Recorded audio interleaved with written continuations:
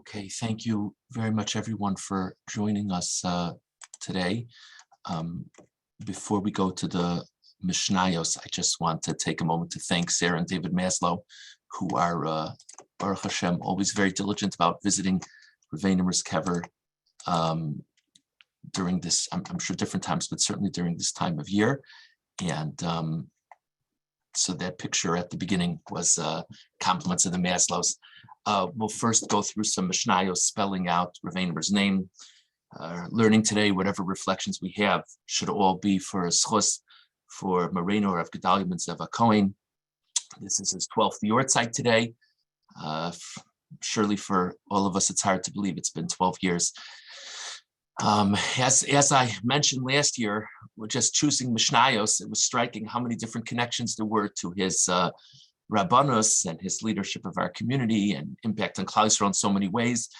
With your indulgence, I'll make a comment or two along the way. I did not specifically select Mishnayos to fit into aspects of his impact upon us, but it's hard to find Torah subjects that don't connect to aspects of his impact upon us. The first Mishnah we'll do, I hope you can see the screen here, is the beginning of the 7th parak of Chulin. Gid HaNashe. Gid HaNashe refers to the prohibition of partaking of the sciatic nerve from animals. That's the part of the meat that doesn't get sold in the butcher shops. Gid HaNashe noeg ba'aretz u'b'chutz la'aretz. This prohibition of eating the Gid HaNashe is relevant whether it be in the Eretz Yisrael or in the diaspora. Bifnei habayis v'shelo bifnei habayis. The prohibition applies whether in the times of the Beis HaMikdash, in the times of the temple or not. B'chulin u'b'mukdashim. The prohibition of partaking of the sciatic nerve applies, whether it be regular, non-sacred meats or whether it be sacred meats. V'noeg b'behema u'b'chaya.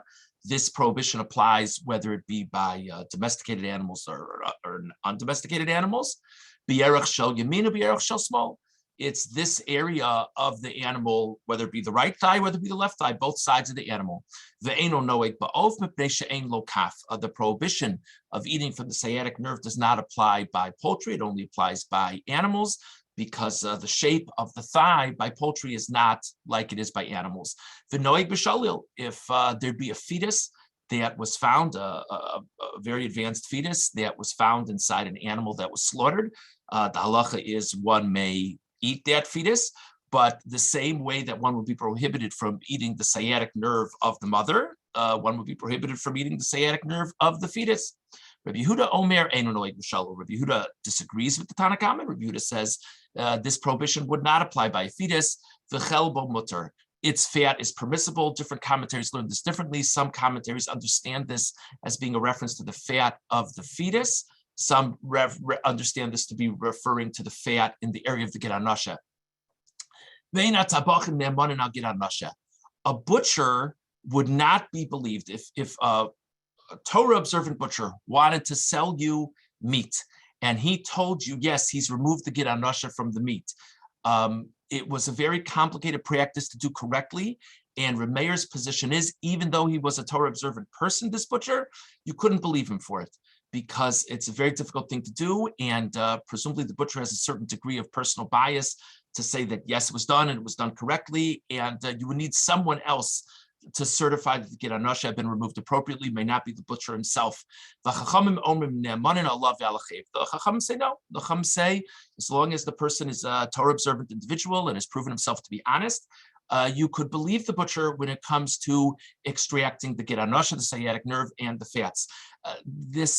Thinking about Rav Anemer, you have to pause on this for a moment. Happens to be the halacha is like the Chachamim, but there are various sources that say, even though technically speaking, we would believe the butcher if he was a Torah observant individual, it's somewhat discouraged in halacha to believe the butcher about such an intricate thing. Rav Anemer made a major impact, a continued impact on the kashrus standards of our community. For decades, the norm in kashrus in America, once things got more advanced in terms of oversight, was that you could not rely, even if the proprietor was a very frum, very wonderful individual, you needed hashgacha, you needed appropriate certification beyond the proprietor himself for butcher shops and the like. Rav Anemer, literally until his last days, was adamant about this. Many wonderful hashgachos have not been as diligent about this, certainly in Rav Anemer's later years.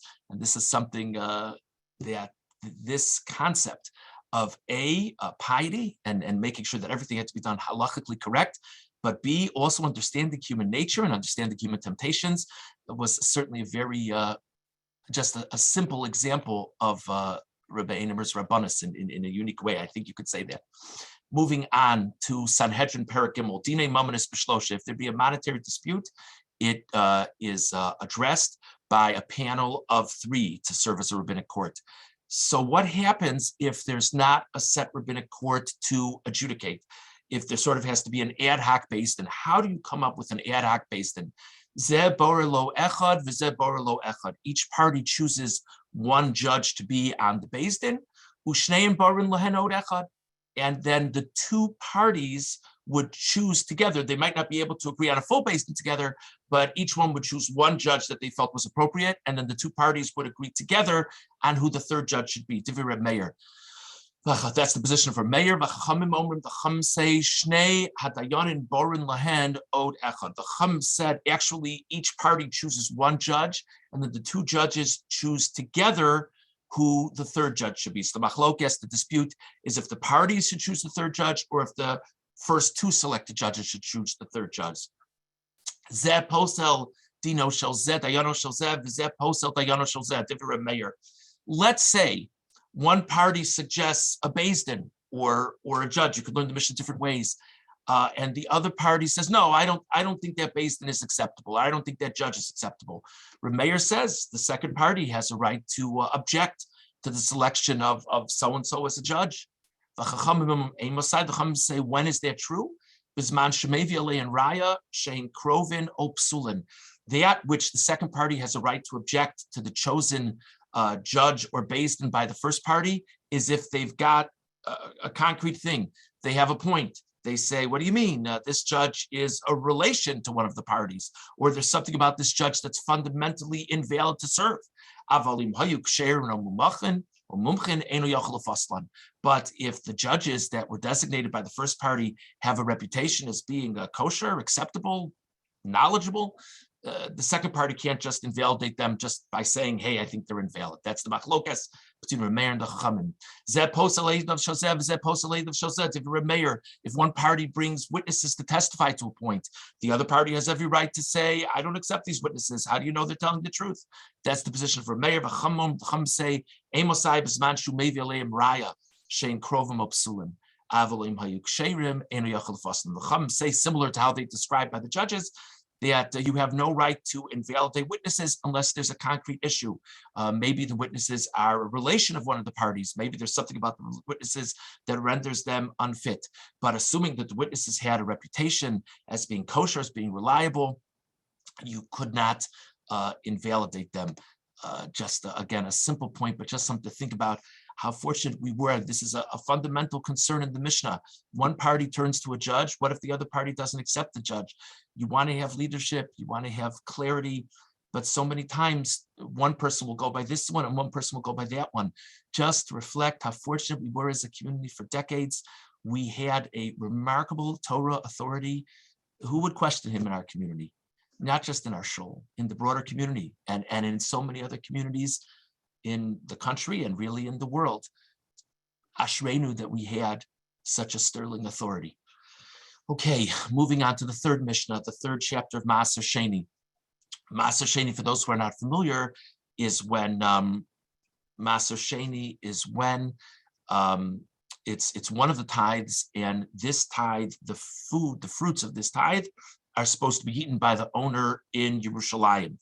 Lo yomar adam lechavero. So the person has a problem. He has to transport all of his items to Yerushalayim. He may not say to his friend, Yerushalayim. He may not say to his friend, I'll tell you what, I need your help in transporting the fruits to Yerushalayim. You transport a certain amount of my fruits to Yerushalayim, and in payment for that, I'll give you some of the fruits and I'll allow you to eat from some of the fruits in Yerushalayim. that's not acceptable because that would be paying off a debt with the fruits of Maaser Sheni, which one is not allowed to do. So it can't be part of a business arrangement. It can't be that you give someone your fruits of Maaser Sheni as part of an arrangement, as part of a business arrangement. Ella Omer Lo, rather one should say to him, Halem Shenochlem V'Nishtim Yerushalayim. One may say to his friend, I'd like your help transporting the fruits to Yerushalayim, and we'll eat them together in Yerushalayim. Not that I owe you a certain amount of fruit, but we'll just benefit from them together. Because it's all right for me to give to you or for you to give to me fruits of Maaser Sheni just as a gift. Moving on to the next Mishnah, Yom Tiv, Shechal Lios Erev Shabbos. I'm just trying to, excuse me. Okay, Yom Tiv, Shechal Lios Erev Shabbos. When Yom Tiv falls out on Friday, we just had that the last days of Pesach. So of course one is allowed to cook on Yom Tiv, but one is restricted from cooking on Yom Tiv for Shabbos without having done anything special. One may not cook on Yom Tiv for Shabbos. A person may cook on Friday Yom Tiv for Yom Tiv itself. And if the person ends up having leftovers from their Yom Tov preparations, then let the leftover food be used on Shabbos. But there's an even better solution, which is the famous idea of the Erev Tavshilin, which so many of us are familiar with. A person may prepare food from before Yom Tov began. So, for example, this year on Thursday afternoon, one set aside the Erev Tavshilin, and that is the beginning of the Shabbos preparations. And since one began the Shabbos preparations before Yom Tov began, there's a rabbinic allowance to continue to prepare food on Friday Yom Tov for Shabbos. What should this Erev Tavshilin consist of? Beis Shammai omrim shnei tavshilin. Beis Shammai says it has to consist of 2 cooked foods. Beis Hillel omrim tavshil echad. Beis Hillel says it has to only consist of 1 cooked food. Of course, what we do is we have 1 cooked food, but we also have 1 baked item as well. V'shavin b'dog u'beitz sha'alav shein shnei tavshilin. Let's say a person had fish with egg on top of it. So would that count as 2 cooked foods or 1 cooked food? Beis Shammai had said it has to be 2 cooked foods. Would that suffice? So both parties are in agreement that fish with egg would count as 2 separate cooked foods. Achlo o sha'avad, if one ate the Erev Tavshilin before one had done their Yom Tov preparations for Shabbos, or the Erev Tavshilin became lost before one had done their Yom Tov preparations for Shabbos, lo yavashel alav batchila. Then a person may not prepare on Yom Tov for Shabbos. And if there was even a small amount remaining from the Erev Tavshilin that had originally been set aside before Yom Tov, somich alav l'Shabbos, then one may use that in preparation for Shabbos. I'm sorry. I'm having okay, great. Then one may use that in preparation for Shabbos. By the way, just another basic aspect of the Rav's Rabbanos, how many Erev Tavshilins did he make over the year for the community? It's the standard practice that Rav Ha'ir, the rabbi of a community, should not only do an Erev Tavshilin for himself, but have in mind anyone in the community who might have forgotten the Erev Tavshilin, that he covers them in the Erev Tavshilin.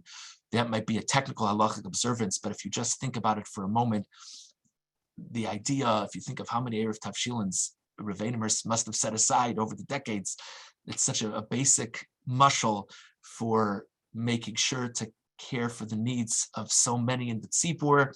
Whether they had made a mistake, whether they were uneducated, it didn't matter. If they needed something, he was there to help them. Just think of that as a simple mushal, perhaps. And finally, the second chapter of Kiddushin, a man may marry his wife through his own act of giving the Kiddushin, of giving the ring, or he may appoint a proxy. A woman may herself accept the giving of the ring, for example, or she may appoint the proxy to accept the Kiddushin. The halacha is that when a young lady is between the ages of 12 and 12 and a half, her father still has the halachic right to marry her off. The father may accept the offering of Kiddushin himself, or may appoint a proxy to accept it.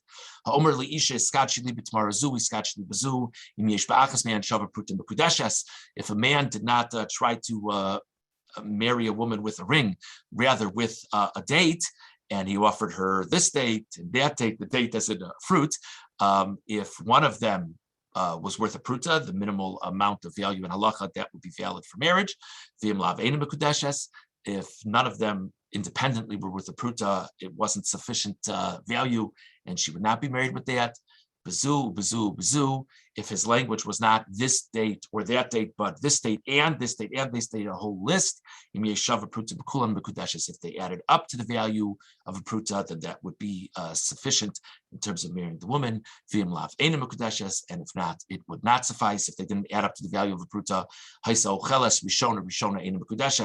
If she would eat the first one before he gave her the second one, and so on and so forth, and the second one before he gave her the third one, it wouldn't be a valid marriage until one of them is worth a pruta. Bartenura explains this means until the last one is worth a pruta. So that spells out the name of Gedaliah, Raveinu's name. Just a few moments of a reflection, if it's all right. I hope we have the schus of having Rebbetzin Anemer with us. I see there's someone from the Kahana family with us. I hope we have the schus to have Rebbetzin Anemer with us. I'm speaking on everyone's behalf. It means so much to us to have you in our lives, that for you to join us for these moments. And as we reflect on the tremendous accomplishments and the tremendous impact Rav Anemer made in so many of our lives, and certainly in our community, we recognize that it very much was a partnership of the two of you. And so thank you very much for joining us. You don't have to be very creative to think of something to reflect on, whether it be something in Yiddishkeit, whether it be something specifically in our community that reminds of the impact Rav Anemer had on our community. I just had an experience the other day that I would just like to share with you. Some of you might be aware there's a very special book that just got printed by Feldheim. Aviva Mordechai compiled the book based on the experiences of so many in dealing with Shauli Mordechai. Shaul Chaim ben Ahuva Aviva Zichron Levracha. Shauli, so many of us remember, was such a vital part of our community and such a vital rallying point of our community. So Feldheim just printed a book from Aviva. It's available online for anyone who's interested. I received the book the other day. I was turning through it, and I saw in Aviva's beautiful introduction, speaking of the tremendous impact that Rav Anemer Zatzal and Tzibata L'chaim Rebbetzin Anemer had, not only on the Mordechai family, but on inspiring so many to be of assistance to the Mordechai family. And what she wrote about specifically was the tremendous support from the yeshiva community for the Mordechai family. And I was really taken back in a very emotional way. I was in 11th grade, if I remember correctly, when Shauli had his terrible accident. And there was sort of an announcement in the community, anyone who would be available to help with the Mordechais was strongly encouraged, and people began to sign up, but they needed more volunteers. And there began to be a concept that maybe high school kids from the community, from the yeshiva, from the academy could sign up. I was in Rav Anemer Shir at the time. I see some people here who were in Rav Anemer Shir at the same time. I'm sure many of you had children in Rav Anemer Shir over the years. If there was one thing that was essential to Rav Anemer as a lesson to impart to every student in the yeshiva, and certainly the students in his shir, it was the primacy of the study of Torah and how we could never take time away from the study of Torah. And Rav Anemer made for what was for us a very dramatic announcement. And he said the Mordechai family needs volunteers on Motzai Shabbos, on Saturday nights. And he would strongly urge the boys from his shir, other boys in the high school as well, other children from the community who are in high school, to participate different times during the week. And he told us what for us was a striking thing. He said anyone who does the night shift, I believe it was from 1 to 5 in the morning. Anyone that does the night shift doesn't have to come to shir Sunday morning. I think that's what he said. But anyone who does the shift from 5 to 7 in the morning, it's a wonderful mitzvah, but you still have to come to shir. You can come a little bit later, but you still have to come to shir. I hope I'm not getting the details wrong, but there was some nuance like that if you did one volunteer, you were exempt to one level. If you did another volunteer, you were exempt to a different level. And I was thinking so much of that the other day, because besides the impact that Rav Anemer made on so many of us here on the Zoom and so many others in inspiring us towards Yiddishkeit, what might have been as great, if not greater, an impact on so many was he really was a Mora Derech. He really gave us a sense of what was right and what was wrong, and what was the Derech Emtzoi, what was the middle road that was really appropriate. Some people might have come and said, just to give this as a small example, some people might have come and said, this chesed, everything pales to this chesed, and forget everything else, just do this chesed. And that would have been understandable. And some might have come and said, you know, Torah is Torah, and Torah is most important. And that would have been understandable. And he was able to toe both lines in a way that those who took his advice and counsel walked away with an appreciation for the import of both aspects. And so as I flip through this book that has essays and letters from so many different people who currently live in the community, who were raised in the community, so many people who have become people of distinction in all different fields of life. And I was skimming through and reading how much this experience impacted them. I was just very moved. This is only a mashal of so many other ways that Rabbi Anemer's leadership and guidance impacted so many. But I wanted to share something else I was moved by in the book. There's a line in the book that Aviva writes that every Yom Kippur, Rav Anemer would come to the house. And every Yom Kippur, Rav Anemer would daven with and for Shauli, that it should be a year of bracha. And again, for those of us who had the privilege to know him well, and that's so many of us, that's, I think, such a beautiful prism into this towering personality, this towering image of Torah guidance, who had such love and affection for so many. And he conveyed that in a meaningful way to people. Wasn't the type to put out a news article telling everyone what he did for others and how much he cared about others, but people who needed him, he was there for them. And this image, Erev Yom Kippur, you ask yourself how many shilas he must have had. Maybe there were last minute things to work on in his drushes, and to make the time to go and daven the Mordechai home that it should be a blessed year is, I think, a very moving thing. Thank you everyone for joining us today. May all of the Torah and mitzvos that's accomplished today in our community, and really is accomplished every day in the greater Washington community, in the lives of so many currently in the community, or those who have moved beyond the community, may it be a very special schus from Moreinu of Gedaliah ben Zeva Cohen. Thank you very much for joining us. Take care.